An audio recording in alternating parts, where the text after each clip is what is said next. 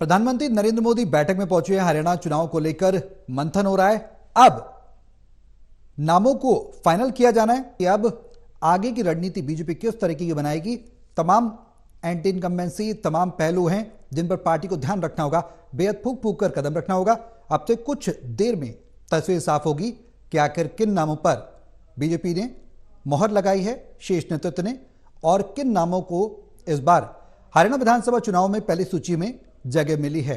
सवाल यह भी है कि 40% सिटिंग एमएलएस को उनके जो टिकट हैं वो भी कट सकते हैं और महिलाओं पर ज्यादा फोकस पार्टी इस बार कर सकती है। पार्टी का फोकस गैर जाट जातियों की गोलबंदी पर भी रहेगा। टिकट बंटवारे में भी क्या उसका असर देखने को मिलेगा, ये तमाम सवाल है। लोकसभा चुनाव से ठीक पहले ओबीसी वर्ग से आने वाले मुख्यमंत्री नायब सिंह सैनी, उनको सीएम बनाने के बाद बीजेपी के टिकट बंटवारे में भी ओबीसी का दबदबा देखने को मिल सकता है। तो तमाम तरह से हरियाणा के चुनाव को लेकर इस बार पार्टी फुल एक्शन में नजर आ रही है। लोकसभा चुनाव में जिस तरीके से 5 सीटों का नुकसान हुआ, उसके बाद कहीं ना कहीं अब जो टिकट हैं, उन टिकटों पर जो विधानसभा हैं, कौन से उम्मीदवार सटीक होंगे, जिताऊ होंगे, टिकाऊ होंगे और पार्टी को जीत के दहलीज तक पहुंचाएंगे, इस पर मंथन बीजेपी दफ्तर में सीईसी की बैठक। और इस बैठक में केंद्रीय गृह मंत्री अमित शाह पहुंचे हैं, प्रधानमंत्री नरेंद्र मोदी भी पहुंचे हैं, यह खबर है। बीजेपी के राष्ट्रीय अध्यक्ष जेपी नड्डा भी इस बैठक में मौजूद हैं, केंद्रीय मंत्री मनोहर लाल, नायब सैनी, तमाम दिग्गज इस बैठक में पहुंचे हैं। तो कई पहलुओं पर पार्टी चुनौती का सामना कर रही है। हरियाणा में क्या कुछ रणनीति हो सकती है पार्टी की, यह सवाल है।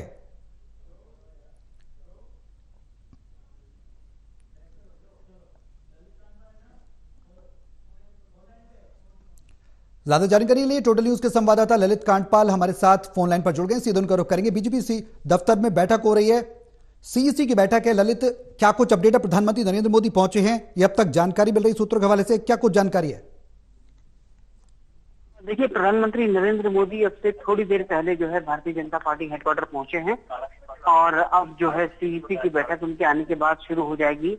और अब सीट बाय सीट जो है तकरीबन हरियाणा में 90 विधानसभा सीटों पर उनकी मौजूदगी में चर्चा शुरू होगी। और चर्चा के बाद जो है अगले, माना जा रहा है कि अगले 2 से 3 घंटे की बैठक चलेगी, जिसमें कि पूरी जो लिस्ट है उसको आज लगभग फाइनल कर दिया जाएगा। और उम्मीद की जा रही है कि कल जो है पहली सूची हरियाणा विधानसभा चुनाव के लिए भारतीय जनता पार्टी जारी कर सकती है। जी ललित, पहली सूची में कितने उम्मीदवारों के नाम आ सकते हैं, इसके बारे में क्या कुछ जानकारी है? क्या कुछ कयास लगाए जा सकते हैं कि भाई इतने उम्मीदवारों को, इतने कैंडिडेट को पहली सूची में शामिल किया जा सकता है? देखिए, कितने लोगों के नाम जारी करने हैं ये तो अभी थोड़ी देर में जब सीईसी की बैठक होगी तो उसमें तय होगा। लेकिन माना ये जा रहा है कि तकरीबन जो है 2 दर्जन से ज्यादा, यानी कि तकरीबन 30 से 35 नामों की पहली सूची जो है बीजेपी जारी कर सकती है। और उम्मीद यही है। अब लेकिन क्या आज की सीईसी की मीटिंग में चर्चा आखिरी चरण पर आती है, क्या होता है, ये तो आने वाले कुछ दिन में ही, अभी कुछ थोड़ी देर में पता चलेगा। लेकिन कल जब ये सूची आएगी तो देखना होगा कि पहले चरण में पार्टी ने किन सीटों को चुना है जिसके लिए वो अपने उम्मीदवारों के नाम दे रही है।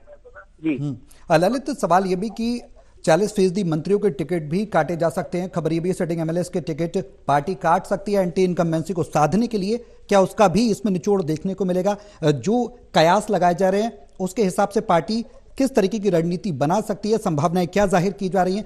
क्योंकि जिस तरीके से ओबीसी फैक्टर इस बार हावी रहा है, देखने को मिला है, गैर जाट फॉर्मूले पर पार्टी काम कर रही है, तो आगे किस तरीके की रणनीति हो सकती है और उसकी झलक जो पहली सूची आएगी उसमें देखने को मिल सकती है?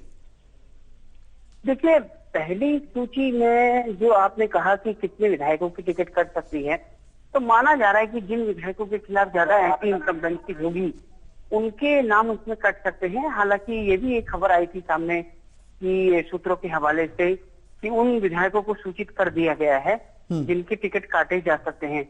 लेकिन अभी फिलहाल अगर मोटे तौर पर देखा जाए तो उम्मीद ये की जा रही है कि आधे विधायकों के या 1/4 से ज्यादा विधायकों के जो है टिकट कट सकते हैं। और उनको जो है उनकी जगह पर नए लोगों को मौका दिया जा सकता है, जिसमें युवा चेहरे भी हो सकते हैं और महिलाएं भी शामिल हो सकती है। पार्टी का फोकस ललित हमने देखा कि तकरीबन जब से लोकसभा चुनाव उससे पहले सीएम फेस बदला, गैर जाट जातियों पर ज्यादा रहा है, तो क्या वो एक पार्ट हो सकता है गैर जाटों को साधना? क्योंकि जाटों की नाराजगी किसान आंदोलन के दरमियान देखने को मिली, पार्टी का इसको खामियाजा भी भुगतना पड़ा। लोकसभा चुनाव के दरमियान भी किसानों की नाराजगी उभर कर सामने आई थी और उन्होंने कांग्रेस को वोट दिया था। तो क्या जो फॉर्मुलेटेड तरीके से गैर जाट जो एक तरीके से रणनीति है वो उसमें देखने को मिलेगी?